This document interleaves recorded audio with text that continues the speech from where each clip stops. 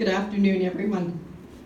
I have some notes here that I'm going to stick to, but first I want to just say welcome, everyone, and how much our family, and I'm speaking on behalf of all our family, how much we really appreciate you all being here today.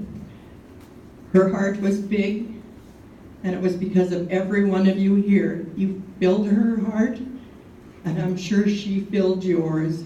So thank you very, very much for coming today and being part of her life.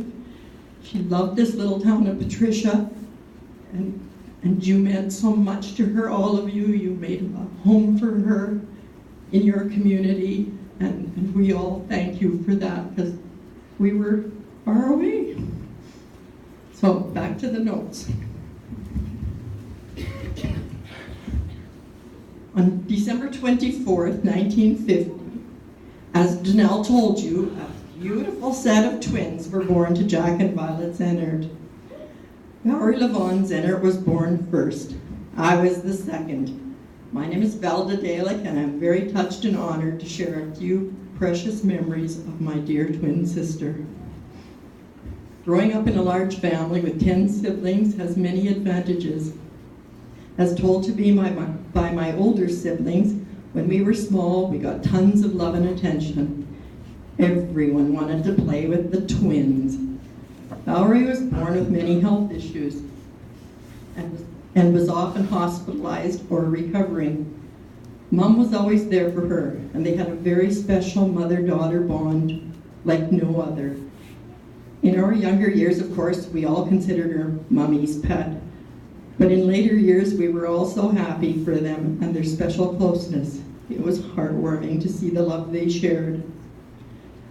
Valerie attended Drake School from grade 1 to 8 and finished her high school in Lanigan. During her school years, she loved to play sports, in particular track and field and softball. She was always the first girl picked on every team. I might have been a close second, but I could never play like her. Darn. I always tried hard. Valerie continued playing ball, and years later still played softball in Brooks. And from her friends, I hear she was an awesome catcher and never afraid of any pitch. She probably drank a little beer after the games as good as anyone too. Right, Dorothy? With a large family, there were many siblings and cousins to play with as well as to work with. After our older siblings left home, Val helped Dad outside a lot. She was the first to voluntarily rake hay, cultivate, haul bales, pluck chickens, or do whatever was needed. I, on the other hand, actually drove a tractor once, and it was a punishment. And if you see me later, I might even share you with why.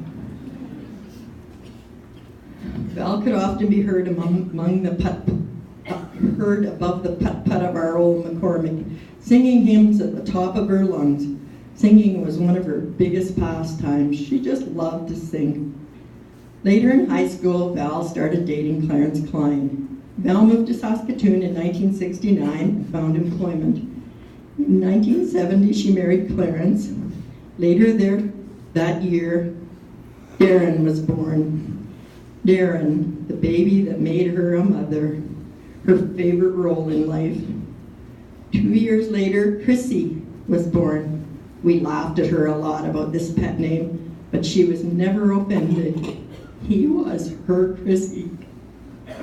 Mel loved being a mother and was a natural. She loved to cuddle and rock and sing and play with her boys.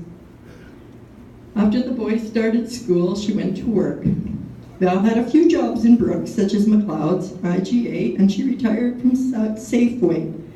She enjoyed her work, but her biggest satisfaction was in volunteer work. Val was involved in ladies football, Patricia Rodeo, the Hall Committee, the Legion, the Ag Society, and the 50-plus Club, to name a few. Probably the biggest joy of Val's life started when she became grandma. Again, she could cuddle and rock, sing and read. And believe me, she did. Every chance she had, she spent with her little darlings, Brittany, Carson, Emily, and Ryan, Annie, I hope you all know the joy your grandma brought to you. Multiply that by 10 equals the joy you brought to her. She loved sewing, award-winning costumes, baking cookies, making Easter egg hunts, baking your favorite birthday cake, throwing you a party, attending a basketball game, and even bringing you to Saskatchewan to camp with your cousins. She did this all with so much love. Val had a special friend, Larry Toddler. Larry took on the role of grandpa and loved his time with the kids. Whether it was playing Lego or teaching horse riding, it didn't matter. He enjoyed it. Larry and Val enjoyed social evenings in their community, as well as rodeos, branding, and sharing his family with her. The passing of our parents, Jack and Violet, her brother Jackie, and more recently her brother Lorne, left a permanent sadness in her heart. She loved them beyond measure and had a very difficult time getting through her grief. Val enjoyed her daily trips to Brooks to check in on her grandchildren, but mostly they were timed perfectly to have coffee at A&W with her special lady friends. Thank you all for the love you shared with our sister. Some of you even made trips to Saskatchewan with her when her health was failing, and it became a very long trip. Thank you for that.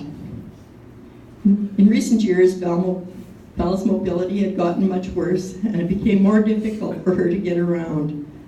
That said, she never lost touch with her family and friends. She had a telephone. She loved to visit and could chat for hours on the phone with Donna, Esther, Earl, Doreen, Lil, Charlotte, Pat, and me, and all of our children. She shared her triumphs and sorrows with us, but better yet, she was our go-to sister. Everyone shared everything with Val. She was the glue that bonded us together. She was so special.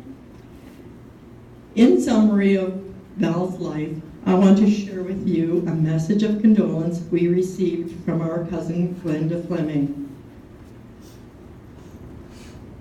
Val was love on legs. She had a heart as big as the world. She suffered hardships and did not have much in the way of monetary riches in this world. She went through many difficult times and experienced lots of pain. Yet she always welcomed everyone with a smile and brought so much love and laughter to our lives. She was a blessing to all who knew her. May we all hope to be as loving as she was and a blessing to each other. No doubt the gates of heaven opened wide last Sunday. Rest in peace, dear sister, until we meet again.